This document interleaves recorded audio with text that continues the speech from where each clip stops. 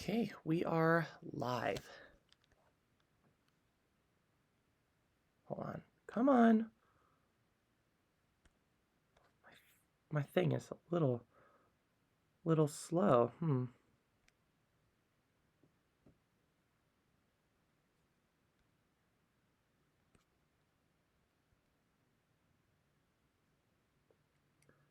right, give me a sec. How do I? All right, give me a sec. Oh no. I'm viewing my own stream. I don't want to view my stream. I want to control my stream. Okay.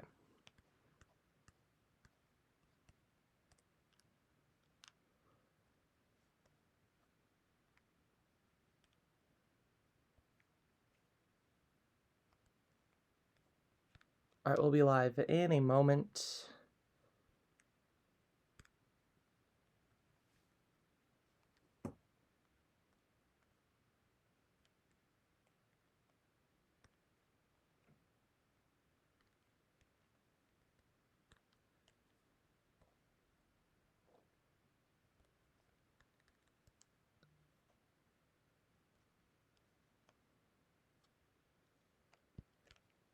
All right.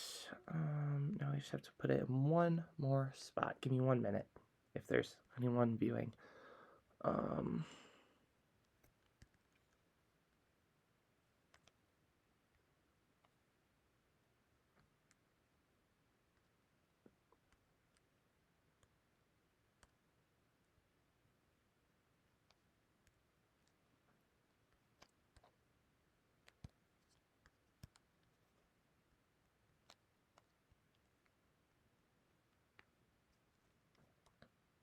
Okay.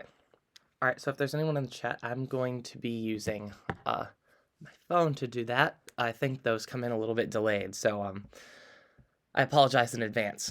Okay, so college pick'em. So let's just start. So week 12, November 18th, first games start. Oh yeah, I'm in Central Time, so it's gonna say 11 a.m. Noon Eastern. First game starts. First game's Louisville versus University of Miami Hurricanes.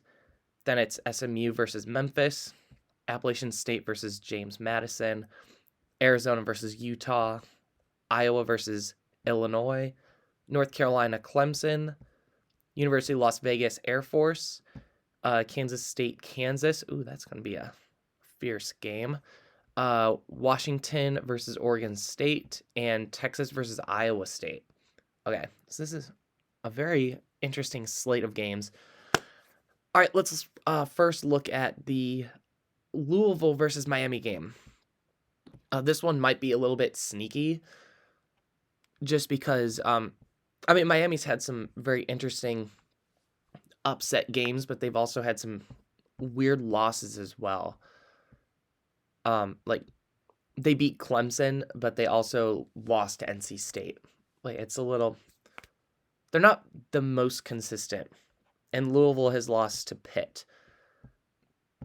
Miami's hosting. The matchup predictor says Miami has a 52.6% chance of winning, but a lot of people are picking Louisville because you've got the 10 versus the unranked. There's nothing else really stat-wise. We can look at the ACC standings. The closest right now, it's a three-way tie for third. You've got North Carolina, NC State, and Virginia Tech that are the closest to Louisville. Miami's all the way down towards like the bottom half of the ACC. So I'm gonna look at these stats. So we look at the quarterback stats. You've got 9 interceptions by Plummer versus Van Dyke's 12 interceptions. 2,400 yards versus 2,086 yards. Both of them have 16 touchdowns. You look at Louisville has a lot more rushing touchdowns. I think I'm going to pick Louisville here. I like Louisville. They've been pretty good all year besides that one game against Pitt, which that was on the road. So if you were to pick an upset, this could be a game where it could happen, but this week I'm going to play it safe. I'm going to go with Louisville. All right, SMU versus Memphis. So this one's pretty, it looks like it's pretty split even down the middle. Both are okay, I guess, in their own right. Matchup predictor says SMU has a 75% chance of winning over Memphis. Where is this game? Oh, it's at Memphis. Oh, that's interesting. Have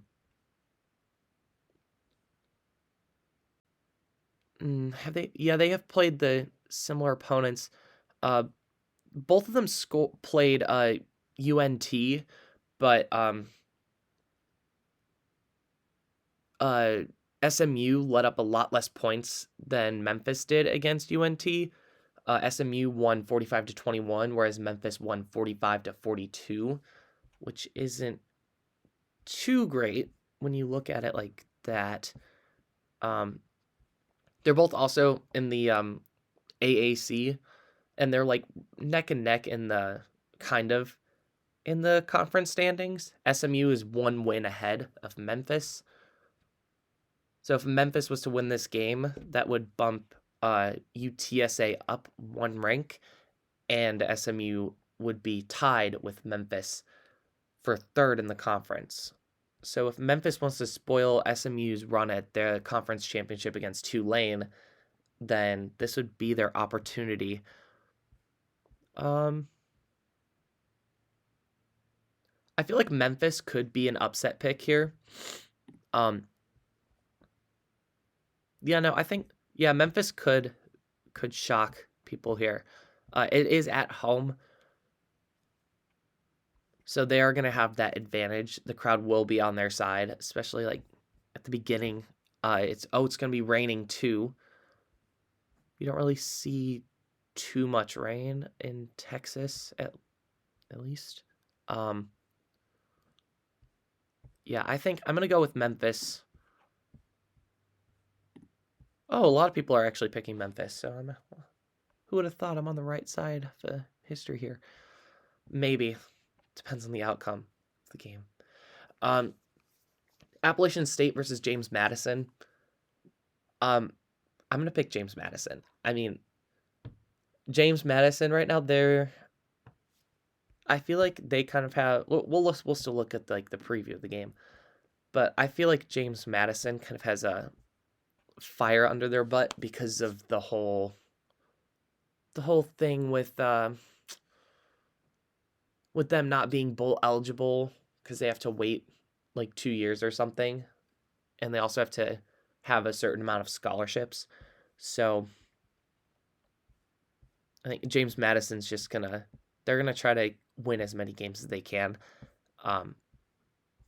Where's this game at? It's in Harrisburg, Virginia. So I think that's where James Madison is. I honestly don't know where James Madison is, where it's located. I think it's in Virginia, but I'm not sure. Oh, you look at the last 5. Well, obviously, James Madison won their last 5. They're undefeated. Appalachian State, though, has only won 3 of their last 5. 2 of them were against 2 of those wins were against Georgia State and Marshall. And James Madison has also played both of those teams. Appalachian State actually did better against Marshall than Appalachian State did better against Marshall than James Madison did. And they both did about the same against Georgia State. They actually did the same. They both scored 42-14 at Georgia State. So I think this game is going to be closer than people think, but I want to say that James Madison is going to come out on top just because of all the stuff surrounding their bowl eligibility. And also they're a good underdog to root for right now. Appalachian State's also 6-4, so that's not too great of a look. Arizona versus Utah. Both of them took a win last week. Arizona is on fire, to say the least. I mean, that's like the... Oh, Match Predictor says Utah is going to win against Arizona. I don't know. Arizona's last loss is against USC. A little bit more than a month ago. They've won 4 of the last 5 games they've played. Utah has lost to Washington and Oregon the past 3 games. They've also won 3 of their last 5 games, but Utah beat USC and Arizona did not. Hold on, let's look at who else did. But Utah lost to Oregon State while Arizona beat Oregon State. So this looks to be a fairly even matchup. But I mean, you look at the quarterback stats here. You've got Fafita, who is almost 600 yards ahead of Barnes. He has 16 touchdowns and only 4 interceptions, whereas Barnes has almost 1,200 yards, 10 touchdowns, and 7 interceptions. So that touchdown to interception ratio is not looking good for Barnes right there. Arizona has, it looks like they're better with their receiving. When you're looking at the season leaders, you've got Utah's receiver, Vele. He has 34 receptions for 482 yards and only 2 touchdowns, whereas McMillan has 61 receptions, 860 yards, so almost double the yards, and 8 touchdowns. So 4 times the amount of touchdowns. But Utah does have with their rushing yard season leaders, Utah is a little bit better with the run game.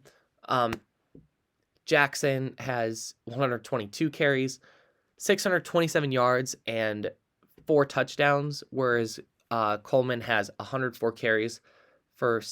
He has more yards, though, 744 yards with 3 touchdowns.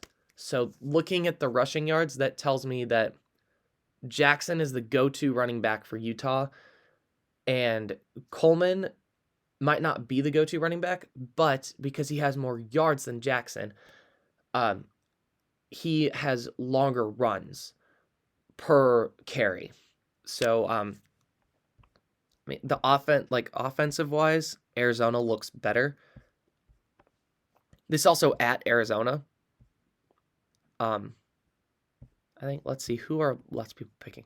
Lots of people are picking Utah. I'm going to go Arizona here. I really don't think Arizona's going to lose at home. They're on a historic run right now. They've beaten 3 ranked teams in a row for like the first time in like 10 years or something like that. So, and also, I mean, that like every time I watch them play, like their offense just looks better and better. So I'm gonna go with Arizona here. I mean, considering also the fact that Arizona put up as much points as USC when they played in regular time. I mean, I don't see they do anything different against Utah. And their defense also went through 3 UCLA quarterbacks. So, I mean, Arizona's very, very aggressive on defense too. So I wouldn't count Arizona out in this game. It'll be close, though. It will be close. You've got Illinois versus Iowa. I think I have to pick Iowa. I mean, Illinois is on their, I think they're on a backup QB right now. At least that's what I heard when they were playing Indiana. And also, after seeing what Iowa did to Rutgers, they literally did not allow Rutgers to score, and they scored 22 points, which I believe is the most they've scored this whole season. No, maybe against a Big Ten opponent. All right, yeah. Utah State, so their largest margin of victory was against Western Michigan, which was 41-10.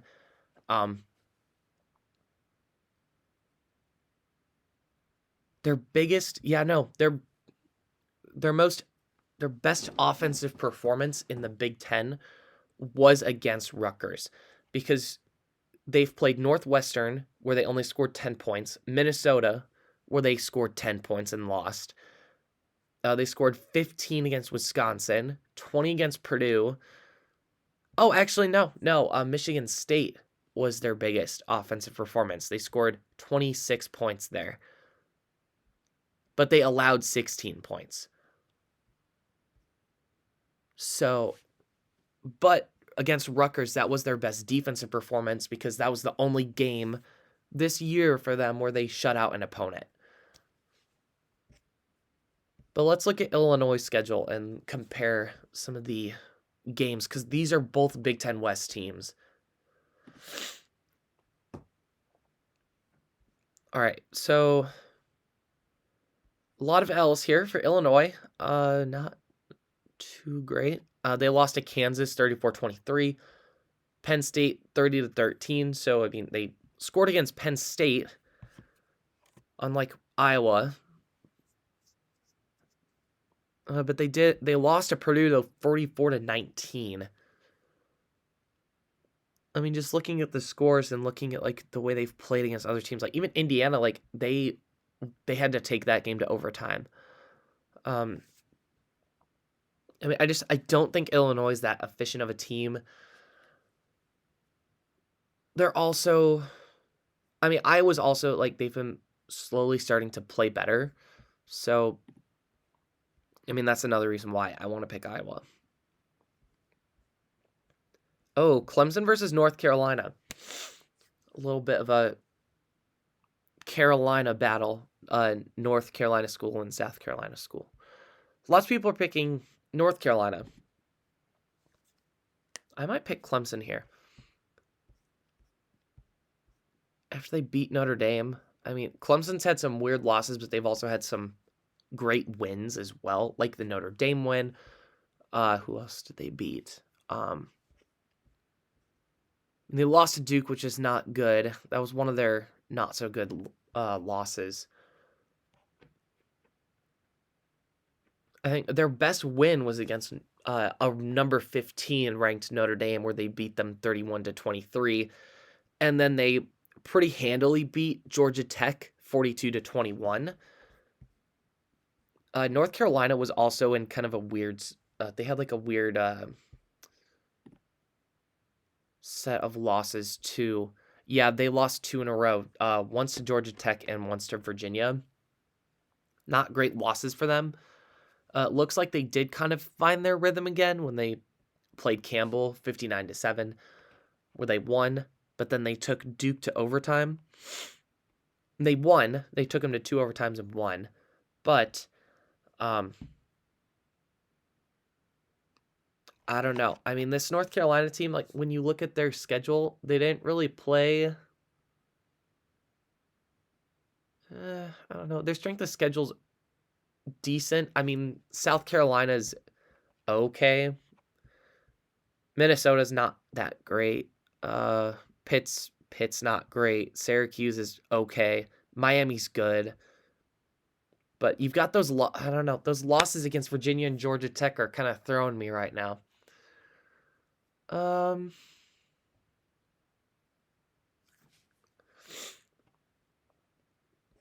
think I'm going to go against what everyone's picking here, or what the majority of people are picking here.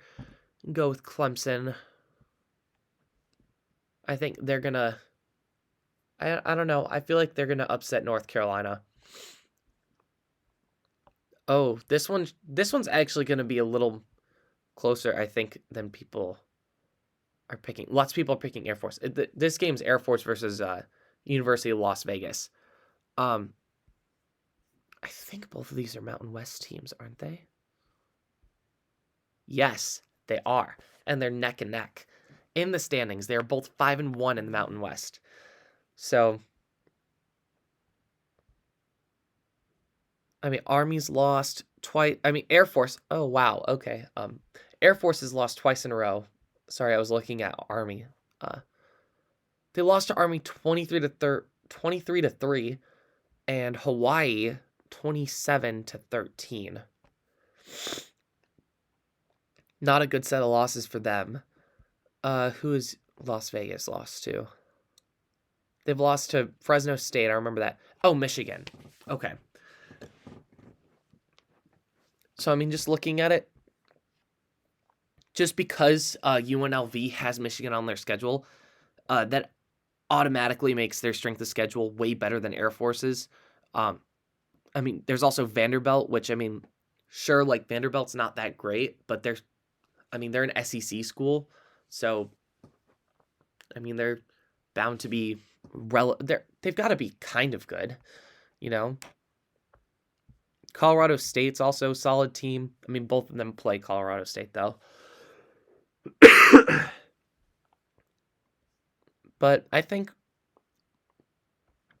this might be against my better judgment. But let's look at the let's look at some of the other stats. Let's look at their leaders. So you've got Mayava, who has 2,000 yards, 11 touchdowns, and 4 interceptions, while Larrier has 744 yards, 6 touchdowns, 2 interceptions. So Larrier is safer with the ball, I think, or they just rush the ball more. I think they rush the ball more. Yeah, no, because you look at the carries, 100 carries versus the 163 carries. And even the yards, too, and the touchdowns. The Air Force has a better run game, I think, than UNLV. And UNLV has, they've got the way better throwing game. You've got 1,000 yards versus 332. Wow, my bad. Air Force is also on a losing streak. So, yeah, I think I'm going to go against my better judgment. And I'm going to pick... Well, actually, no, not necessarily against my better judgment, but just kind of against what I feel like was trending, which was Air Force winning. But Air Force, that trend, their stock is like slowly going down right now after those 2 losses that they took. And UNLV's losses, I think, are better than Air Force's losses, especially since one of the losses that UNLV had was against a number 2 Michigan team. So, and Michigan is still in that top 4. So I'm going to pick University of Las Vegas to win that game. Kansas State, Kansas. You've got an in-state rivalry game. It's split basically right down the middle. Both teams are 7-3. And they're both, you've got Kansas State at 21 and Kansas at 25.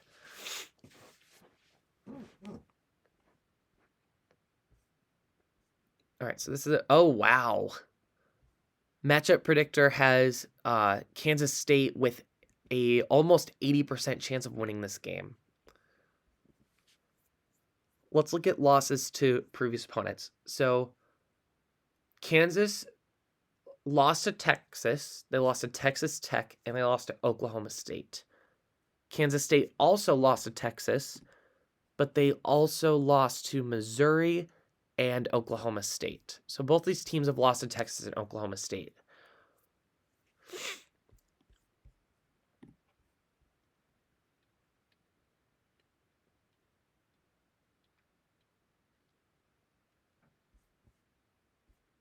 Why is it not loading? What is happening? Hold on. Let's re-click on the preview. Okay, there we go. Now we're back. Let's look at the season leaders here.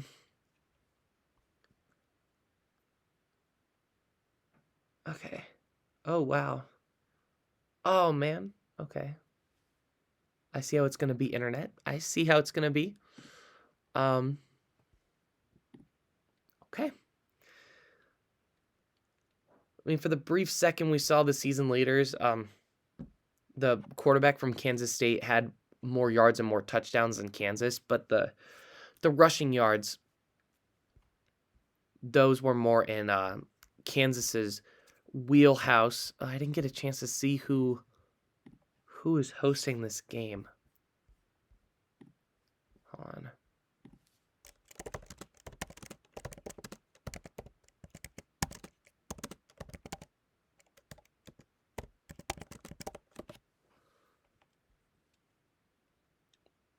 Oh, okay, so Kansas is hosting this. I think that's why lots of people are picking them. But they just played at home and lost to Texas Tech.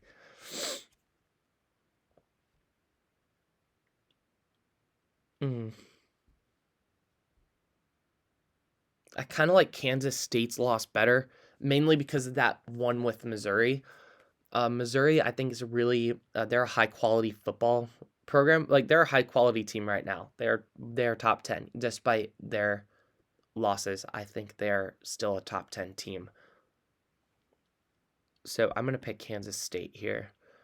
It will be close for sure, but I think Kansas State is gonna come out with the win. Washington versus Oregon State.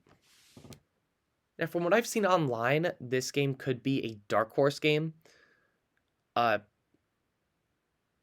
Honestly, I think it would be interesting from just like a story perspective if Oregon State beat Washington this weekend and then Oregon next weekend and then made it to the Pac-12 championship, where they would probably face Washington because then the standings would be, you would have a 2-loss Oregon State who beat two top 10 teams in Washington and Oregon. You'd have Oregon with a loss to number 11 Oregon State. And then you'd have and also a loss to Washington. And then you'd have Washington with a loss to number 11 Oregon State, which would bump Washington and Oregon probably out of the rankings for the college football playoff. I think out of the 2-loss teams, Oregon State might have the best chance at making it to the playoff, but it's not. It's very slim. For a second, I thought it wasn't going to let me see the stats. Matchup Predictor has it split pretty equally down the middle. You look at the efficiency of the quarterbacks. Michael Penix Jr. almost has 4,000. He's 450 yards off of 4,000 yards. He's 28 touchdowns, but he has 7 interceptions. And I am not even going to try to pronounce the quarterback's last name from Oregon State because I do not want to butcher it. But he's at 22. He's a little over 2,200 yards. He still has 20 touchdowns. But he only has 4 interceptions. For the rushing yards, Oregon State seems to have a slight edge over Washington. 155 carries versus 136. You've also got 1,024 yards versus 790 yards. But Johnson has 4 more touchdowns, which tells me that he's probably their running back that he's like the running back that does most of the work in the red zone. And then for the receiving, I think just because of the yard differentials there, you could kind of guess that Washington was going to have that advantage. You've got 1,100 yards versus 600, almost exactly 600 actually. 59 receptions, 33 receptions, 9 touchdowns, 2 touchdowns. Yeah. Oregon State's last loss was against Arizona, 27-24. I don't know why. I like Washington. I like Michael Penix Jr., but for some reason, am just itching to pick Oregon State. I know I made this mistake last time where I picked Where I picked Oregon's, where I picked like I picked two teams that were kind of underrated, but lost. Yeah. In case you couldn't tell, I really, really do care about my standings in the the college pick'em. I think, you know, I'm gonna sit on that for a minute. We'll go back to that one. And last game is Texas versus Iowa State. Iowa State has had a very weird year, haven't they? They lost to Ohio in the beginning. They lost to Kansas a couple weeks ago. It was a relatively close game. And who else did they lose to? They have one more loss. Yeah, Iowa. They lost to Iowa. Oh, they also lost to Oklahoma, too. Forgot about that. You know, that loss to Ohio was very strange, unexpected, I think, for sure. But besides that, their losses kind of make sense. Like the loss to Iowa kind of makes sense. Loss to Oklahoma makes sense. The win against Oklahoma State is a little strange to me. But after that loss to Oklahoma, they like kind of found their rhythm. They beat TCU, Cincinnati, Baylor. Then they lost to Texas, but then they walloped BYU. And then I feel like Texas's games have been so close recently. They've been so close. I'm not sure I like that. Oh, and Iowa State's hosting too, so that should also be interesting. Iowa State could spoil Texas's season right now. Yeah, no, I mean, you look at it, Texas had a very close game with Kansas State in overtime. The game against Houston was a little closer than I thought it was going to be. The game against TCU was closer than I thought it was going to be, too. And against TCU, Ewers was back, but it was also on the road.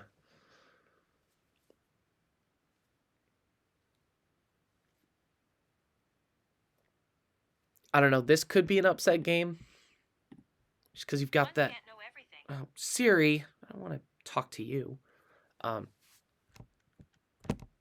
Sorry about that. Okay. I mean, lots of people are picking Texas. I mean, this could be the game where Iowa State upsets Texas. This could also be the game where Texas really finds their rhythm and then just crushes Iowa State. I mean, they've been kind of on a downward spiral a little bit. They haven't lost. I mean, they've won. But they haven't won like as dominantly as they have at the beginning of the year. So I think if this is Iowa State's chance, it's now better than never. I think I'm going to go with Texas. I kind of want Texas to win because then that will it leaves a better chance of Bama not making the playoffs.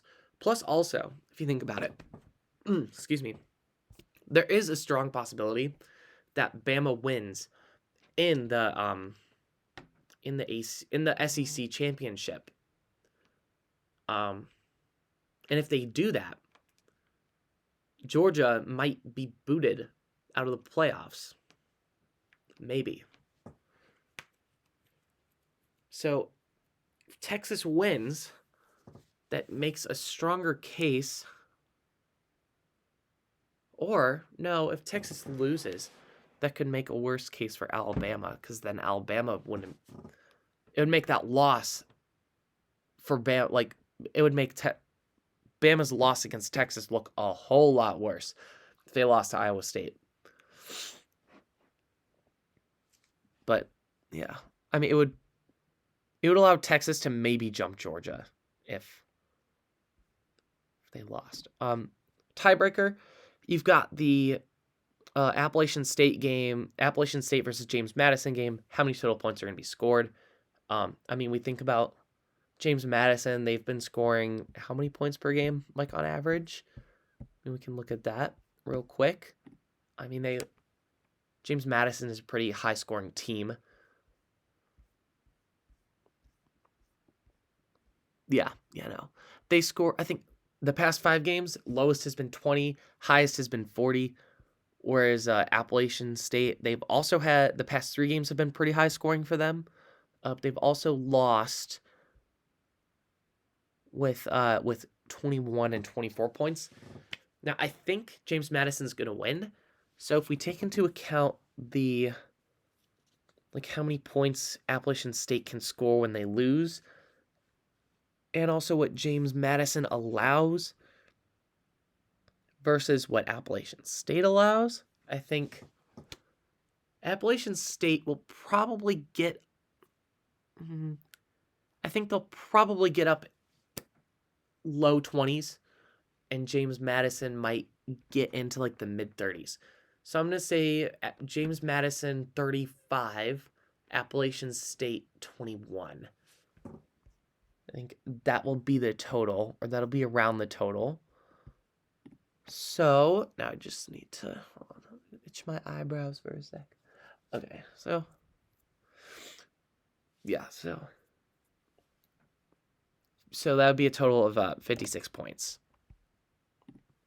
I think that seems reasonable. All right, now back to the Oregon State Washington game. I'm gonna look back, see how many like crazy picks I've made. If I haven't really made any crazy picks, I might pick Oregon State just for fun, because I think that would be a fun pick. Like, that one's pretty safe. That one's pretty safe. This one's kind of safe. Safe. Safe. Safe. I think this one's safe. This one. You know what? Fuck it. We're picking Oregon State. We are picking Oregon State. I do not care. I think they're going to surprise Washington. Their defense is better than USC's. USC kept it close with Washington last time they played, kind of. And their defense is not all that great. So I think Oregon State can spoil Washington here. Let's look at the Pac-12 standings. Okay, yeah. So if Arizona wins their game and Oregon State wins their game, Washington then becomes tied with Oregon at 7-1, which gives Arizona a better chance of making it to the Pac-12 championship. So if Oregon State beats both Washington and Oregon these next 2 weeks, the Pac-12 championship matchup you're going to see is a rematch between Washington and Arizona. I mean, that is crazy to think about. Just because of, I mean, like, you also look at the records too, like, just like the overall standings, they're all over the place. I mean, like, compared to the conference standings, you've got, I mean, obviously Washington's on top with 10-0, Oregon second with 6-1, 9-1. But then you've got a 7-3 Arizona team above an 8-2 Oregon State team. A 7-4 USC team over a 7-3 Utah team. A 6-4 UCLA team. That makes sense. But then you have 2 3-7 teams in Arizona State and Stanford over 2 4-6 teams in Colorado and Washington State. I mean, that is crazy to think about. Or at least the standings in the Pac-12 are just nuts. All right, so that's it for the pick'em. I'm gonna go to the rankings. So I did say I was gonna go a little more in depth on the rankings. So 1 sec.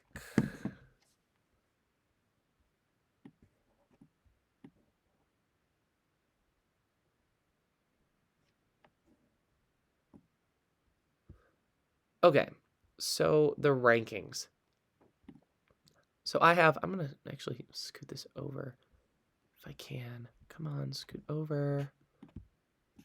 I guess I can't. Okay. So for the rankings, I mean, I have Georgia at 1, Michigan 2, Ohio State 3, Washington 4. Like my top 8 is the same. I mean, that's self-explanatory. I put Louisville above Missouri because I mean they have less losses. They have 1 loss versus Missouri's 3 losses. I mean, granted, I think Missouri might have a better resume, but I'm kind of respecting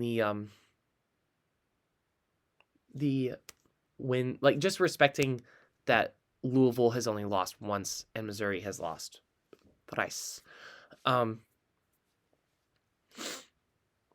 I think also Louisville could be a dark horse to possibly make it into the college football playoff if enough chaos happens at the top, which that you'll see more chaos happen next week. At least with those top teams, because you've got that Michigan-Ohio State game, which is going to cause a whole lot of chaos. And the Oregon State game, that could be a little more chaotic as well. But yeah, Missouri at 10. They walloped Tennessee. I think they deserve to be in the top 10. Oregon State, I have them at 11.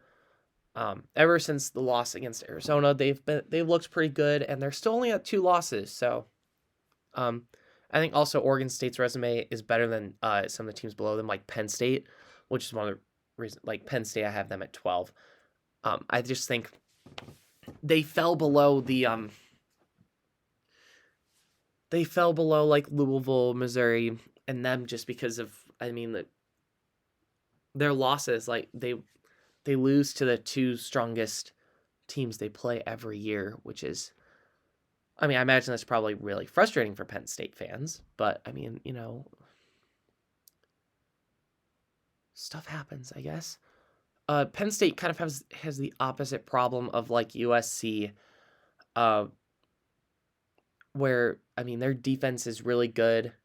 Their offense just needs to kind of get more momentum. At least like with big opponents, like it's not as bad as like Iowa's offense was. But yeah, no, I like Penn State at 12 over Utah, Ole Miss. Ole Miss just got, like, Penn State at least kept it close with Ohio State and Michigan, relatively. Ole Miss just got absolutely destroyed by Georgia.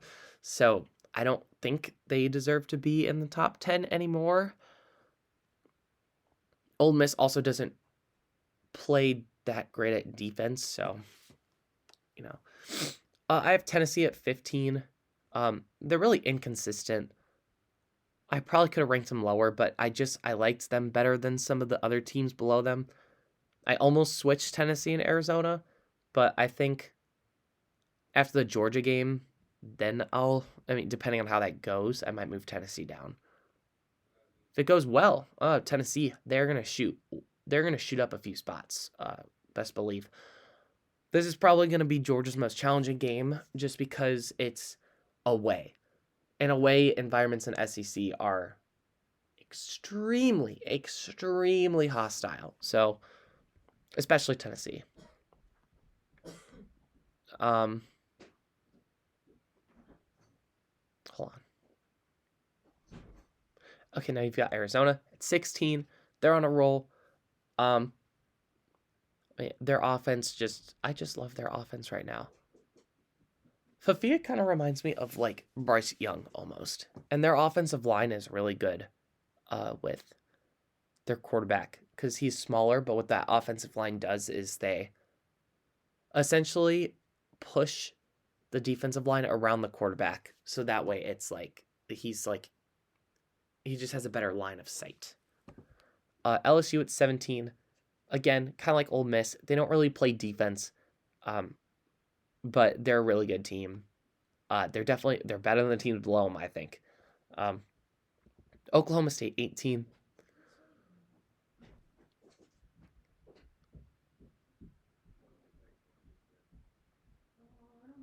Oklahoma State at 18. They had a just god awful loss to UCF. They only scored 3 points. And UCF is one of the worst in the Big 12. And Oklahoma State just had a few weeks ago had a huge one against Oklahoma. I don't understand. I don't understand that loss. JMU, I have them at 19. They're still undefeated. and their offense is pretty proficient, so I think they might move up some spots. But I mean, if they move up, it'll probably be like by 1 spot or by 2, maybe, depending on if any of these teams below them jump them, which the only team I see maybe jumping them is Iowa. Oklahoma, I have at 20. I mean, they basically proved that they're not as good as they were. They treated that game against Texas like it was the Super Bowl, and then after that, they just went down it just was bad. They had 2 really bad losses in a row. I think I moved them. I think they were in the what's the lower part of the rank, so I think I just moved them up maybe 2 spots just because of some of the other teams above them. Liberty, I have them at 21. They're still undefeated. Notre Dame 22. They're at 3 losses, so I mean I can't really put them too much higher. Tulane I have at 23.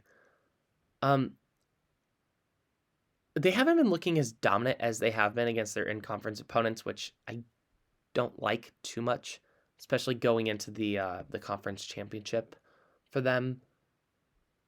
So their ceiling is probably like number 20. North Carolina have at 24. If they lose to Clemson, they're gone. Like, I don't care. North Carolina's not coming back in the rankings. Iowa, I have them at 25. I really, really liked what they did against Rutgers. I mean, I had Rutgers winning, and I thought Rutgers was going to take care of business against Iowa because of how they played against Ohio State. But Iowa came through and scored a crap ton of points against Rutgers. Second most they've scored against a Big Ten opponent, and Rutgers is tougher than Michigan State.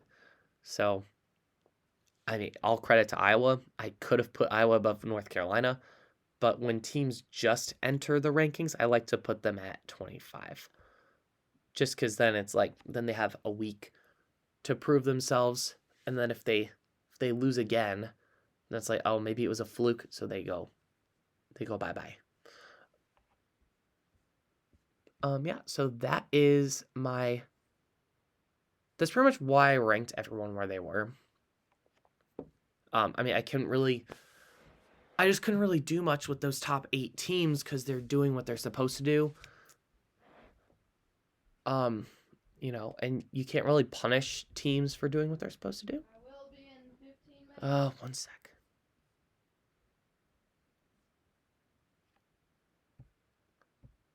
Okay.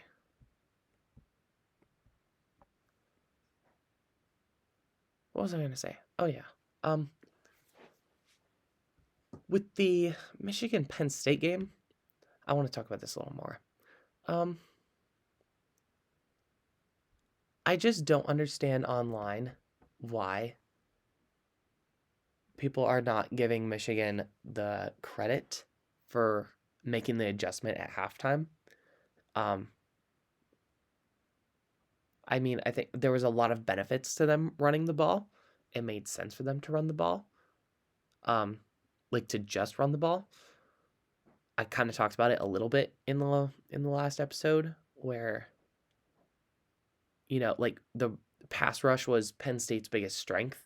But when you also think about the pass rush, that's also the greatest risk where the quarterback could get injured.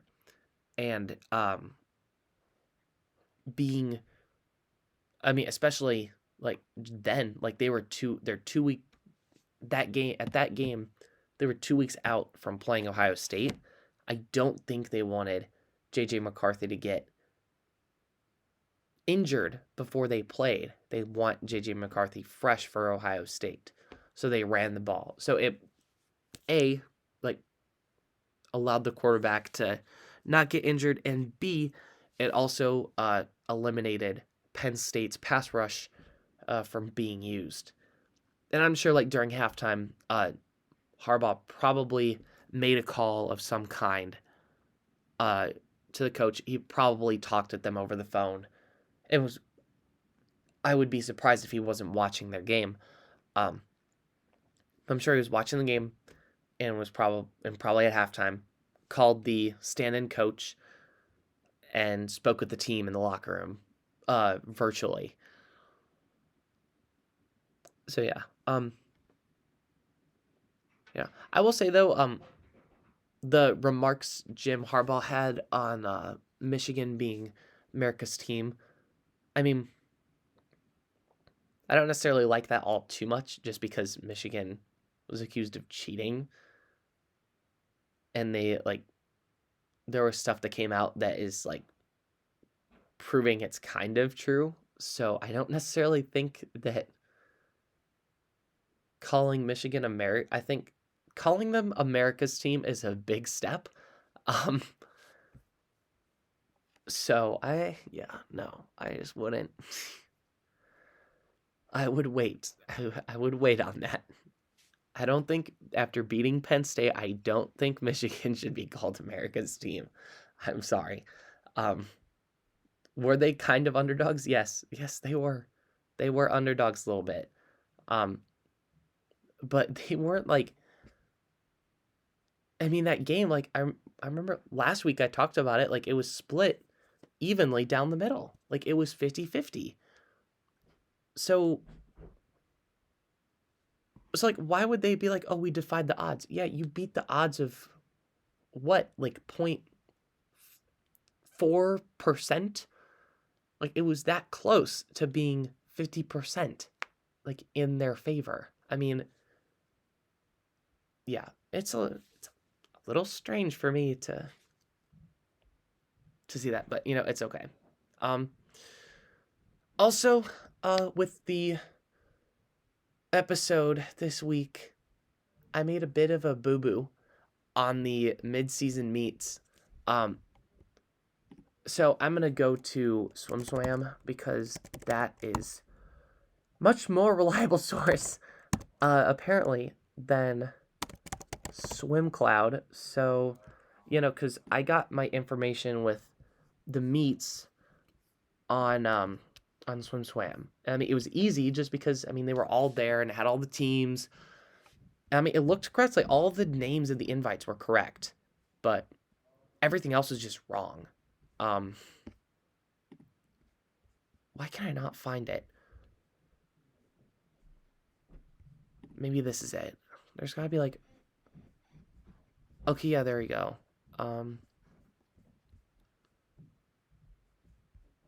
Oh my god. I had the article on my phone and everything.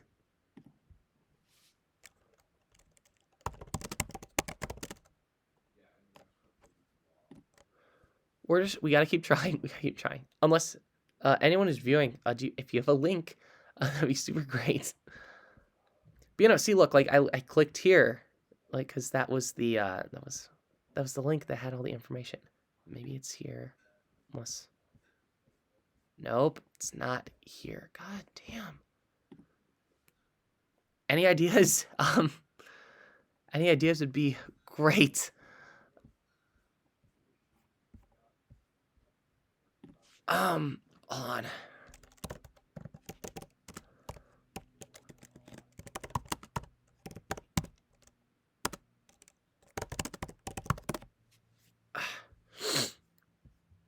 Oh, that's not it.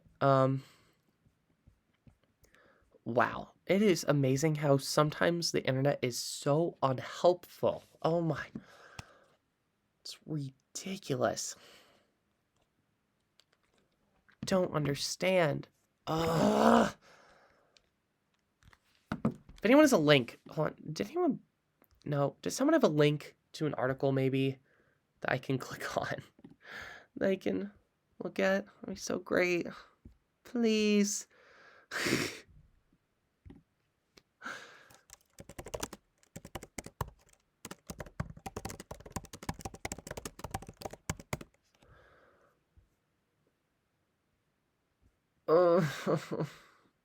Okay, maybe it's this one. Let's look at this. Let's see if this is it. Okay. Nope, that's not it. That's the dual meets.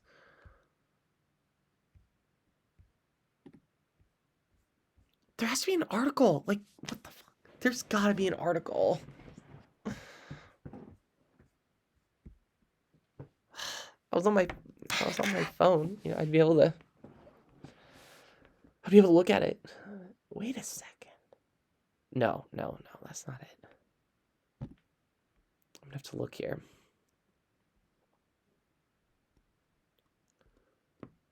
Nope. I guess I'm just gonna have to click college. One sec. Nope, that's time trial roundup. There's gotta be more articles. What the heck? Like, wow, I really said what the heck, didn't I? Oh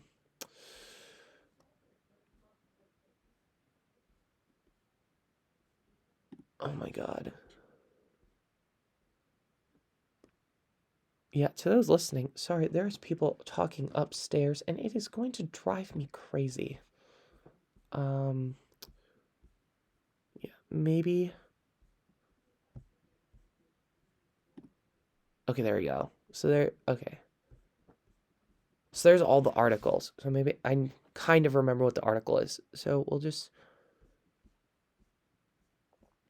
we got to go back a little bit though.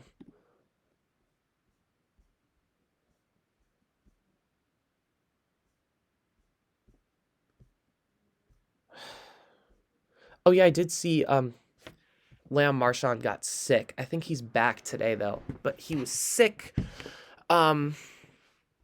yesterday, or like he scratched the 500. If you didn't know.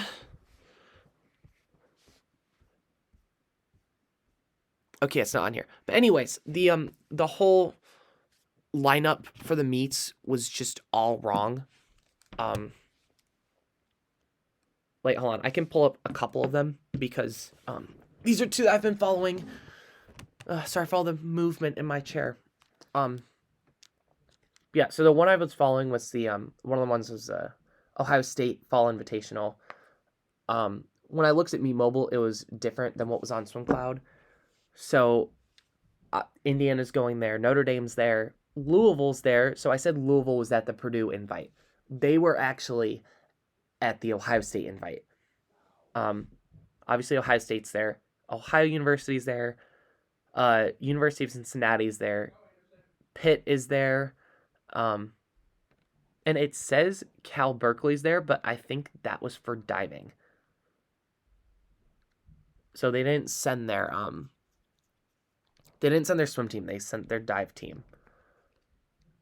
So that's why like the scores might look a little funny on the invite, because like for the men it says Indiana's first with 803 points, OSU's in second with 760 points. They're like right on Indiana's heels, kind of. Louisville's third with 579.5. Notre Dame's fourth with 491.5. Then it's University of Cincinnati with 337. Wow. Okay. 337 points. Pitt has 103 and Cal Berkeley has 62. And I think Pitt also just has a dive team. And then for the women, it's kind of the same. Like you've got Ohio State is at 791. They're in first. Indiana's second with 711 points. So they're not too far off from Ohio State. Louisville's kind of in the mix there as well. They're in third. They have 646 points. Notre Dame is fourth with 386.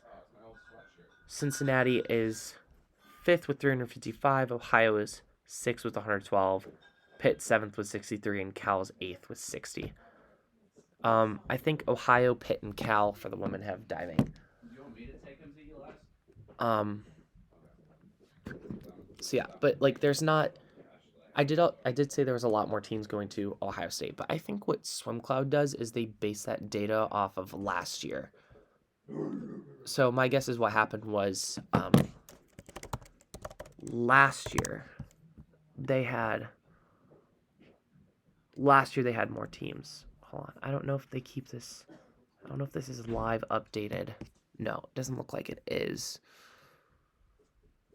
No, it's not, because these would be the first invite. Yeah, no, see, look. You've got upcoming here, and you've got in progress here. So let's look at the, hold on. Yeah, GAC. So let's just see if that's still correct. Yeah, so this is pretty much, for the most part, still correct.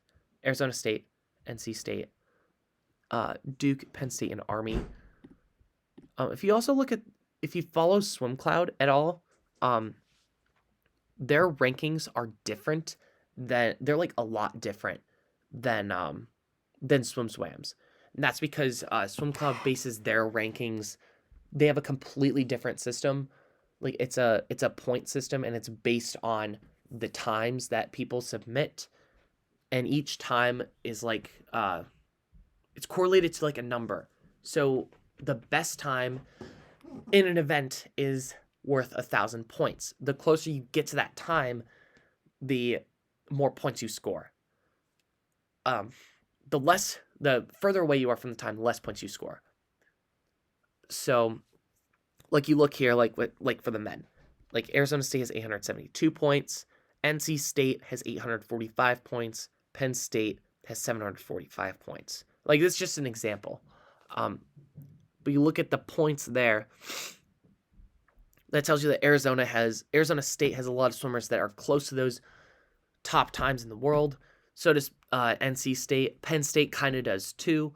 They're about 100 points off of NC State. But yeah. Let's look at, let's see if they'll have, yes, it is here. Okay, yeah. It still says Virginia Tech's at this meet. Like, they just didn't update it. Yeah, no, like, see, look, this is what I was saying. Like, you've got Notre Dame, Pitt, Indiana, Virginia Tech, Ohio State, Kentucky, and Miami, who are all, like, top teams. They're all top 25 teams. But the only teams that are at this meet are Notre Dame, Indiana, Ohio State, Cincinnati, Ohio, at least that are on this list.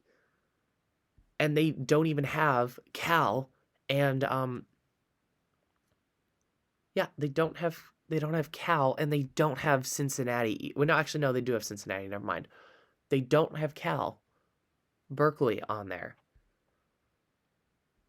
So yeah, just yeah, that's, so my apologies on the errors for the events. I mean, I try not to make those kinds of errors, but you know, I mean, I'm a pretty busy guy. Like, I'm doing this, I'm doing the photo editing, and I've got school. You know, like, we all have a bunch of other stuff going on. So it's like, you know, it's hard. It's just hard sometimes, and we all make mistakes. All right, yeah, so here's like how to watch the meets. There's the Tennessee invite. So, okay, yeah, see, look, it has the top 25 teams there and everything. So, top 25 teams of the Tennessee invite. We've got Virginia, Tennessee, Alabama, North Carolina for diving, Virginia Tech for diving, Duke for diving. Georgia. So, one of the invites I had wrong, I had Michigan that was at Tennessee, but they actually went to Georgia. The teams, top 25 teams here are Florida, Georgia. Florida State was also one of the teams that I said was at the Georgia invite, but the two teams that are in here, oh, I know Auburn, I did say Auburn was here too. So Michigan was that one that I messed up, at least for the top 25 teams. OSU invite, we kind of talked about this a little bit earlier. We talked about this earlier. Louisville, Indiana, Ohio State, Notre Dame, Cal for diving. Those are the top 25 teams. Texas invite, you have, well, obviously Texas. I would hope Texas would go to their own invitational. Then you have USC, Stanford, and Wisconsin. North Carolina State, we talked about that a little bit as well. NC State, Arizona State, Duke, Virginia Tech. I guess I got that right. Okay, we're cool. Art Adamson invite, I think this one was kind of right. I think I had Bama at this meet though, which is wrong. But you've got Texas A&M and LSU that are the top teams there. SMU invite. I don't think I covered this one, so I had no chance for error. Ha. Um, yeah, so SMU top 25 team was there, and then Miami was there as well. Mizzou invite, the only top, I didn't really cover that one because the only top 25 team that was there was Missouri. I probably could have maybe not covered the Purdue invite as much just because the only top 25 team there is Purdue. But you notice that while looking at this list, what team is not on here? Well, that is the Cal Bears, the Cal Bears like swimming. Their dive team is there. Their swim team is not. Something I need to look into. I need to look into why that is, because